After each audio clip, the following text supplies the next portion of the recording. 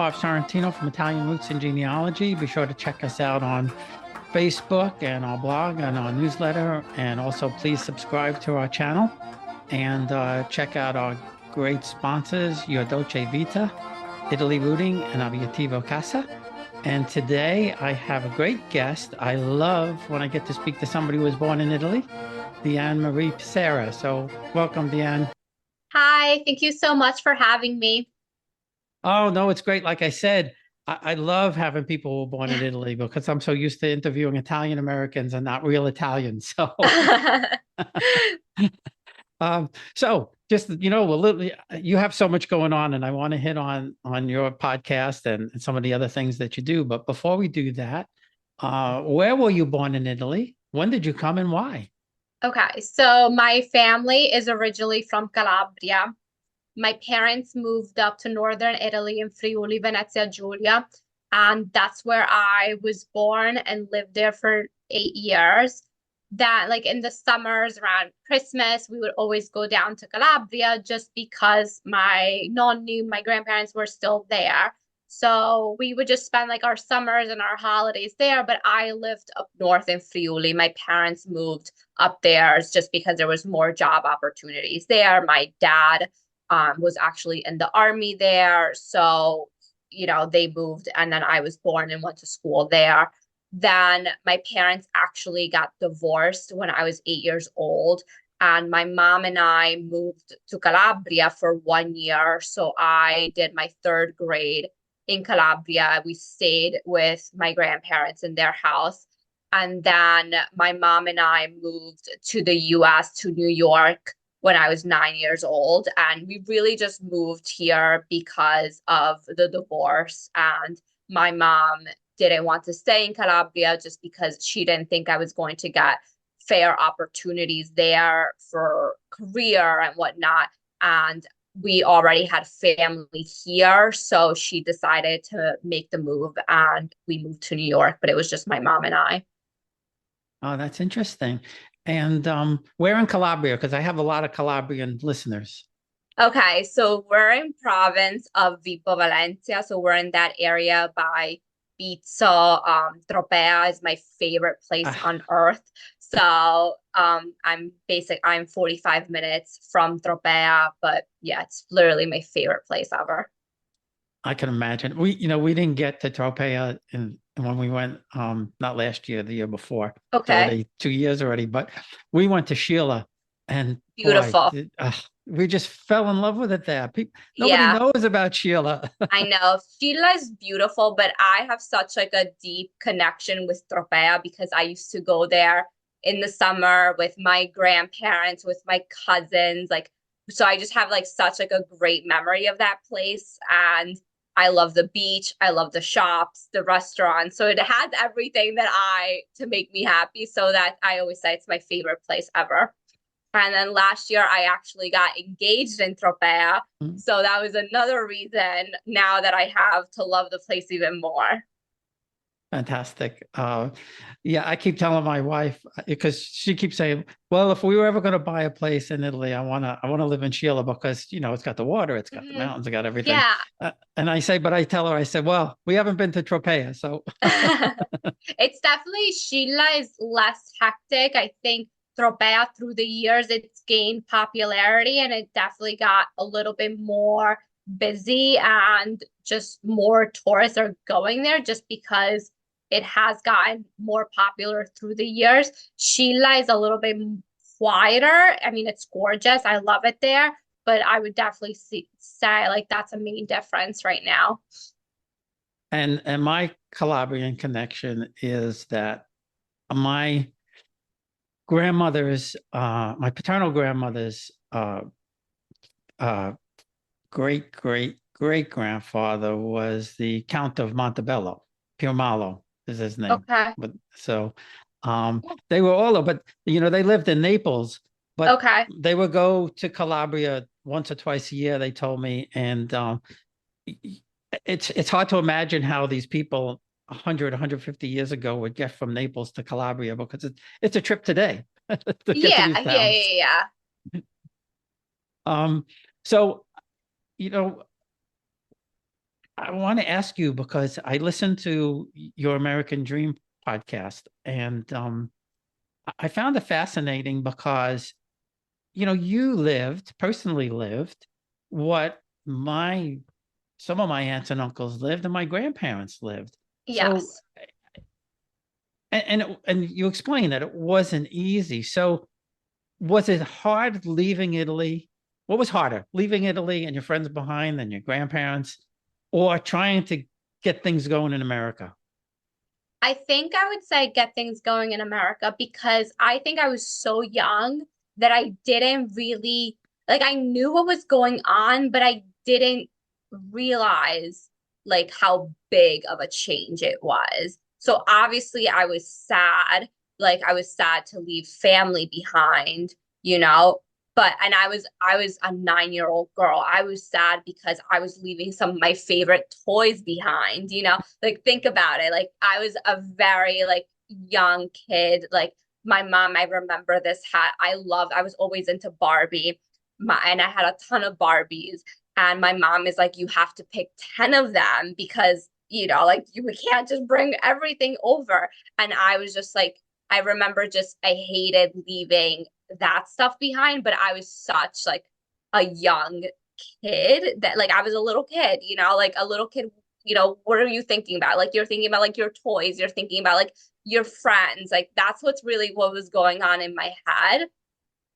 But then when I got here and I think I went to school, then I'm thinking, okay, well, I don't know what's going on here.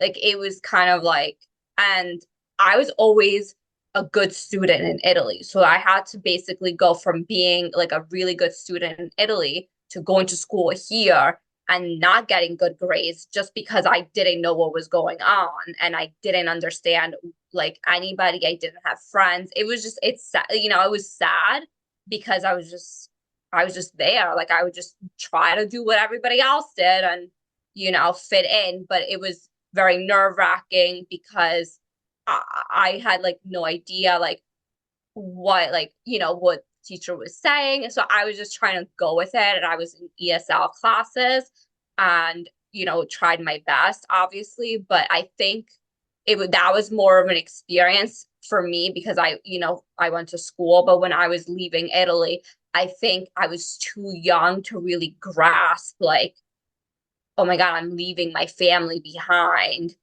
Like in my head, I'm like, oh, they'll come visit more. Like I thought, I don't know. It was sad, but I was too young, I think. Yeah, and I think certainly one of the big differences is, you could get in touch with a phone call or you could do a Yeah. video and things like Yes. that. I have one of my cousins over there, his mother saved everything. And I didn't know anything about these people up until just a couple of years ago. And he found a picture that I had from of my grandmother, but he sent me the photograph, the same photograph that she sent to her father.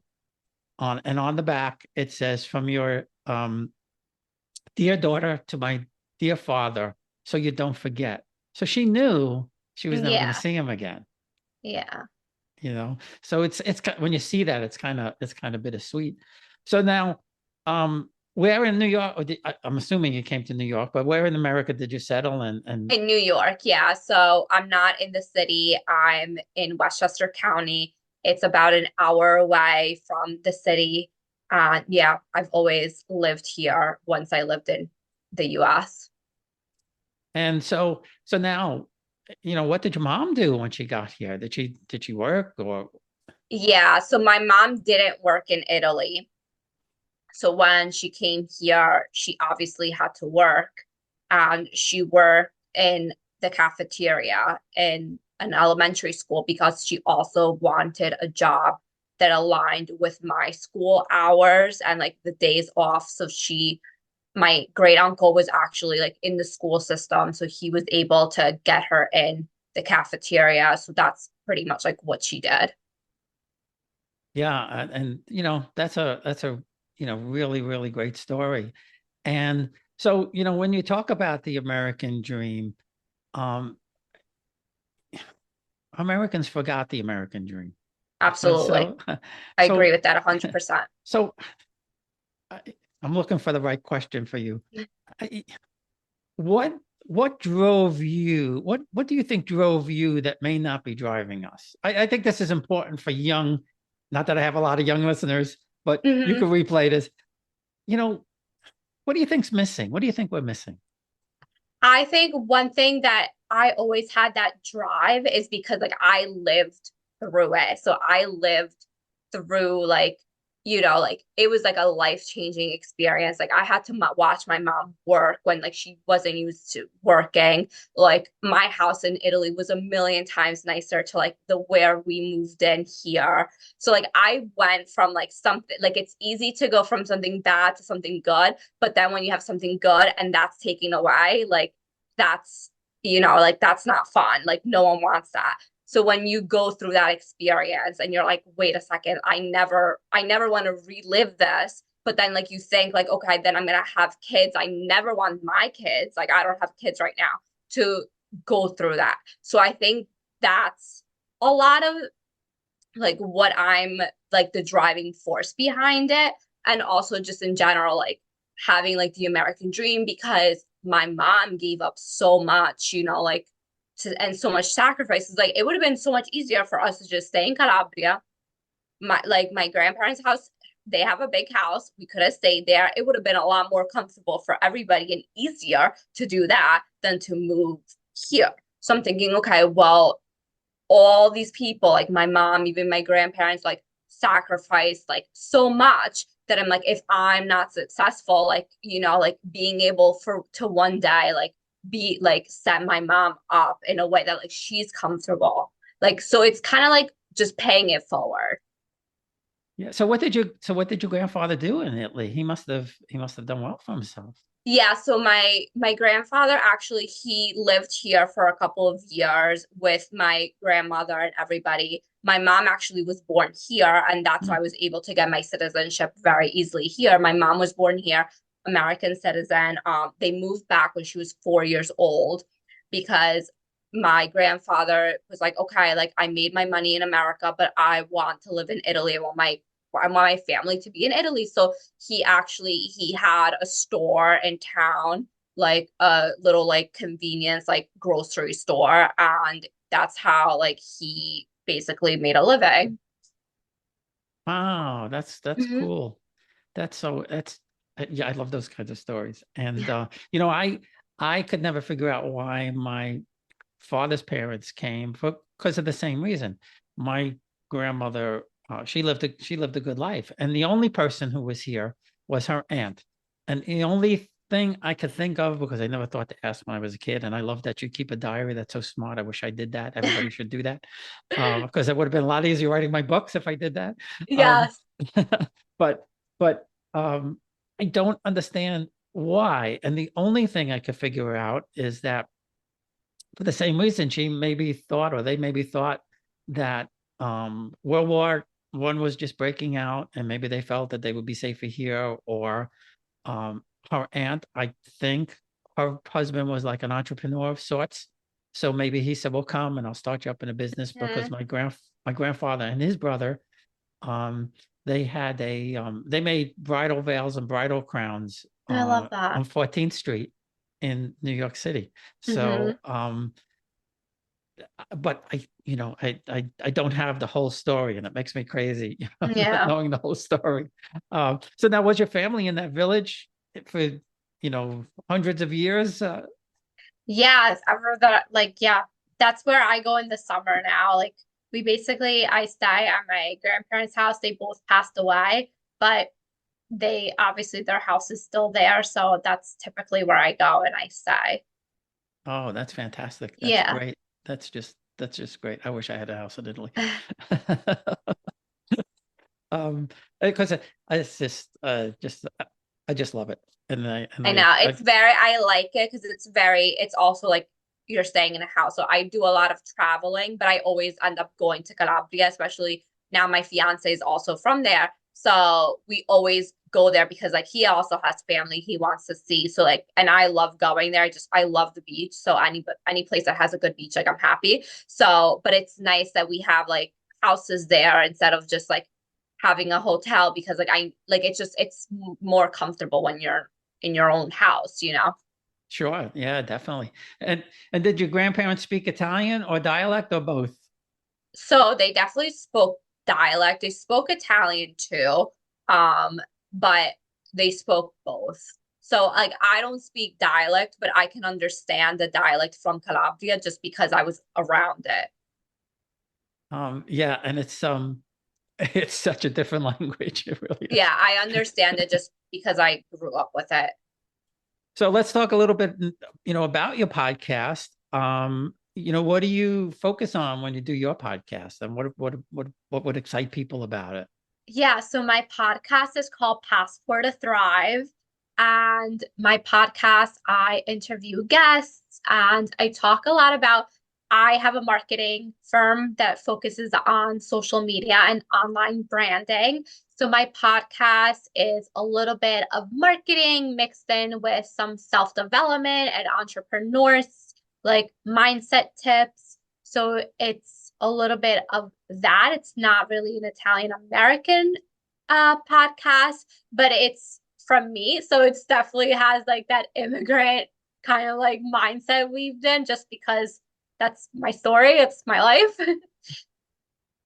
Yeah, no, that's good. And like I Yeah. said, I listened to a couple of them, and now, so are you still doing some of the other things like Italy in the jar and that kind of stuff?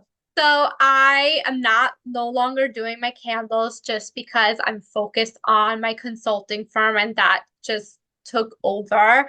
I loved doing the candles and maybe that's something I'll do in the future, but right now I just had to focus on one thing and then consulting was just where I had to pay the most energy to. No, I can understand that, and that's certainly a big job. So now, how about your dad's family? Where were they from? And They're you said from the he same was in this town. he was in the army. Yeah, so they're this in the same town as like where like like my mom and him went to high school together. So it's the same town. And so now you said you travel a lot. Do you do that as just for pleasure, or are you doing it as part of your entrepreneurship and things like I do it that? for pleasure, to be honest. I do it for pleasure. Like when I'm there, I'm on vacation. Yeah, that's great. I'm retired, I'm so like, I am on vacation. I am just living my best life for, when I go there. yeah, that's great. So, you know, like I said, I don't have a lot of young listeners. I do have a few here and there. Um, but forgetting about the immigrant thing and all of that kind of stuff, Yeah. what would you suggest to somebody young like you that wants to start a business or start a podcast or do something online? We'll be right back. Experience Italy like never before, traveling with a scheduled group or create your own bespoke tour with friends with philitaly.com.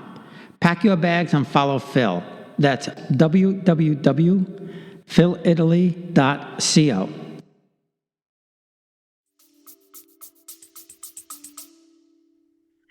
So my biggest tip I would say is so I wanted to start my page. I started an Instagram page in 2019. I wanted to start it in 2016. And I didn't because I kept second guessing myself. I was scared, didn't know. I'm like, okay, well, how am I going to be perceived? Why would anybody even care? And that I just one day, I think I probably was just like mad. I'm like, okay, I'm doing it. And because I was seeing other people that were less qualified than me doing what I wanted to do. And I think that just angered me so much that I said, okay, like this stops now. Like we're doing this and that's it. So I know like a lot of people say just start, but like that really is like do your research and just go for it because at the end of the day, like whenever you're starting something new, you're not going to be good at it, like at anything you do in life. So you might as well just get over it and be bad at whatever you're trying to do. And then you're just going to get better. And that's it. Like there's no like fast track. You just have to literally start it and do the work and just accept that my first podcast episode was bad. My first Instagram post was bad. Like my first LinkedIn post was bad. But then you grow, you evolve, and you learn. And that's how you're going to get there. but or else like you're just going to watch other people that don't have the skill sets that you may have, but are doing the things that you want to do. And I like to me that would just put me like would put me in such like a bad mood. And I wish like I would have started earlier now looking back, because I wanted to do this like 3 years before I actually started. So Yeah, that's my and 2 cents. no, it makes a lot of sense. And I did the same thing. I didn't know anything about doing all this, and I Yeah. go back and listen to my first podcast, and it's like, oh my God, this was horrible. And my wife would tell me, "You talk too much. Let the people." So I try not to talk as much as I used to talk. But she said, "You need to listen to them. They're telling their story. You don't." But I started just with the blog and writing my own stories. Mhm. And then I wanted to get other people's stories, and that's why I evolved into the podcast and now Love that. do it on the YouTube, because um, as you probably know, Italian Americans, we have a lot of different stories, but in some ways they're all similar. If They're you all know what I very mean. similar. That's what I found. Like the theme, it's very similar, you know.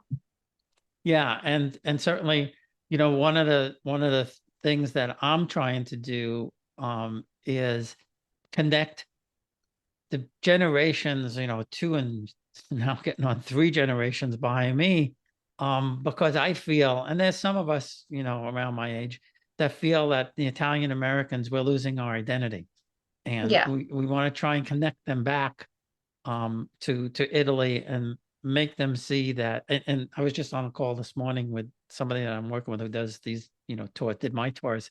Hmm. Um, and I said to her, we were talking about videos and things, and I said, what I really loved when I was there, and I said, and people like when I put it out there, is when there's a group in Italy, either doing, a dance from the region, or a song from the region, but in Calabrian dialect or Barese or something like that. Hmm. I said people love that. I said my wife and I were watching um an Italian movie one time, and Hmm. all of a sudden then a hip hop song came on, Hmm. and we were like, they have hip hop, and then like. And Simone this morning says, yes, we have a lot of that stuff. I said, Yeah. well, maybe that's the connection to some of the young people. Hmm. There's hip hop and things Hmm. like that going on in Yeah. Italy. Um, and so, like I said, we want to try and make that connection back. And that's why Hmm. I think if we get, more people like you out there that are younger. The other thing that and you may have know this firsthand, Okay. is that Italian Americans don't realize how much Italians appreciate us going back. Yes, I think so, for sure. I think they love when Americans go, because I feel like they're like, oh, well, someone appreciates our culture, like they care enough. So like they like that. Yeah, When my yeah, fiance and I went, we went in 2021. It was COVID. And we're like, okay, we're not doing another summer like here. I'm like, we're going. And I'm like, whatever. I'm like, however we get there, we're going. So we went, and I think it was the best year to go, because we ended up going to the Amalfi Coast, and it was like nice because there wasn't, but like they were so, when they're like, oh, where are you guys from? And we're like, oh, we're from like America. But like, I swear we were like the only Americans there. So they're like, oh, like they were so nice to us. They're like, you guys came. Like they were all like excited. I'm like, yeah, like we came. Like we're stay here for a couple of days. Then we're going to see like we're going to stay with family. So like that was the other reason. I'm like, we'll go for like 4 days there, and then like we'll drive down to Calabria, and like and then we're just like with like family. We're in a home. So we're like, this is like it was like safe enough for us. And like we're like, we're not staying here. We're not missing another summer. So we went, but they were so happy to see us. yeah. We were supposed to go the April of the year COVID hit, and we were on Yeah. the fence. Should we? Could we? And then everything just got Right. shut down. Yeah. Yeah. And it took us like, it was 2.5 years before we finally got there. We Right. went Most in people September. didn't start traveling till 2022. I feel like everybody that like I say like no, we went in 2021. They thought I was like we were crazy, and then we came back like everything thank God went well. But we're like we had the best time, and they're like, oh damn, I should have gone. Yeah, we had we were going to go in September of 2021, and then there was another big wave, and then Yeah, they had I guess those zones, yeah. going on. Yeah, we went. It was like great timing because it was August, it was like end of July, August, like the restrictions were lifted, like pretty much like here and there. Like there was like some regulations, but like you could work around it. Like it was very easy. And then we're just like, okay, like we were there for 2 weeks and it was fine. Yeah, when we did finally go in June of 2022, there Mhm. was just getting to where, you didn't need to do anything. In fact, when we came back, you finally didn't have to be tested and everything. But Right. when we went, we had to get the COVID test, and I was going with this is my wife and my son and daughter. And my daughter is in Texas, so she was going to meet us in Hmm. Kennedy Airport and all of that.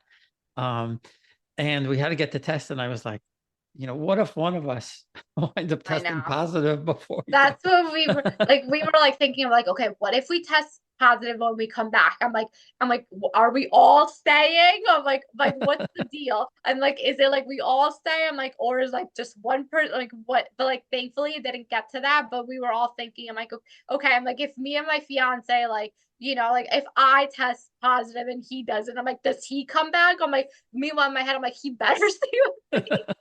I'm like, you better not leave me. Well, we had tickets. We had tickets for the Vatican, and Okay. they said you had to have the test 72 hours before, Yeah. up to 72 hours, and we had the 48-hour test, Okay. except for my daughter. She did the other test. So I was like, well, what if we go? What if we test and then we test positive, the second day in Italy, and then we can't do all the other Yeah. stuff that's planned, and then Yeah. and No, and it's hectic. yeah. So I said to my wife, I Hectic. said, you know what? I said, let's go. If they tell Yeah. us we can't go in, we won't go in. We get there, nobody's Yeah. checking anything. There were Yeah. a million people walking through the Vatican, no Yeah. masks, no nothing, and we were fine. So, Yeah. Yeah. It was fine. um, yeah. So yeah, we got through it, and thankfully, things are back to normal and everything. Yeah. Yeah. Um, so before we go, how do people get in touch with you if they, want to be on the podcast, or if they want some of Of your other course. services? Yeah, so my website is dmbconsulting.co, and you can find me on LinkedIn, just my name, or you can find me on Instagram. It's DeanMarie_Pissarra, or my business Instagram is DMB period consulting.